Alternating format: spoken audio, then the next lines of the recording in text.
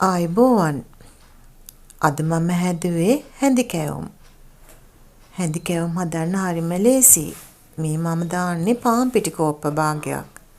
මේ හාල් පිටි කෝප්ප භාගයක්. මේ රතු සීනි කෝප්ප භාගයක්. මේ ලුණු. මම මේ හදන්නේ හාල් හුණ්ඩුවක කැවුම්. දැන් මේ ටික හොඳට මිශ්‍ර කරගෙන වතුර ටික ටික දාලා උකු මිශ්‍රණයක් විදියට හදා ගන්නවා. කැට නැති වෙන්න හොඳට අනා ගන්න ඕනි. මම පාන් පිටි ගත්තෙත් තම්බල හැම නෙමේ යමුවෙන්. හාල් පිටිත් එහෙමයි. දැන් මේක හොඳට අනා ගන්න ඕනි. මේ වගේ තියෙන්න ඕනේ. මේ ආප්ප මිශ්‍රණයක් වගේ තමයි මේක එන්නේ. දැන් මේක පැය භාගයක් විතර වහලා තියන්න ඕනේ. එවලෙම හදන්නත් පුළුවන්. මං ඒ උනාට පැය භාගයක් තියලා තමයි මේ ගත්තේ. දැන් මම මේ සූදුරු වැටි ටිකක් තමයි එකතු කරේ. ආයෙත් මේක හොඳට කලවම් කරලා කැවුම් ටික බැද ගන්නයි හදන්නේ. දැන් මේකෙන්ම ගන්න බැරි නිසා මම පොඩි කෝප් එකකට පිටි ටිකක් වක් කරගත්තා. දැන් රත්තුණු තාච්චියට කැවුමකට අවශ්‍ය ප්‍රමාණයට පොඩ්ඩක් වක් කරනවා. ඔන්න බලන්න දැන් මේ කැවුම පිපිලා එන හැටි.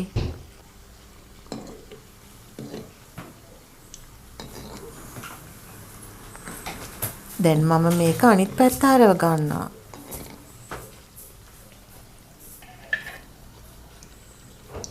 මේ පැත්ත තව ටිකක් බැදෙන්න තියලාම හරව ගත්තේ. ඔන්න දැන් මේ කැවුම හරි. ඔන්න මං තවත් එකක් හදනවා.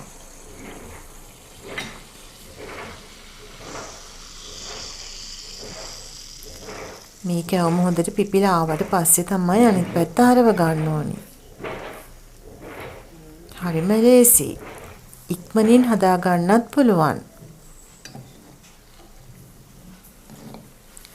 ගොඩාක් ලොකු වියදමක් යන්නේත් නැහැ.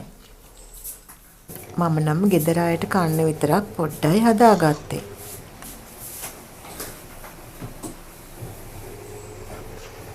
මේ විදිහට මම කැවුම් ගෙඩි ටික සේරම හදා ගන්නවා. ඊළඟට පත්තර කොලයකට දාලා මේවැ තෙල් ටික බේර ගන්නත් ඕනි. මම මේ පිටි හුණ්ඩුවෙන් කැවුම් ගෙඩි 25ක් හරියටම හදාගත්තා. ඔයාලත් හදලා බලන්න. මගේ මේ වීඩියෝ එක හොඳ නම් ලයික් එකක් දාලා කමෙන්ට් කරන්නත් අමතක කරන්න එපා. සබ්ස්ක්‍රයිබ් කරන්නත් අමතක කරන්න එපා.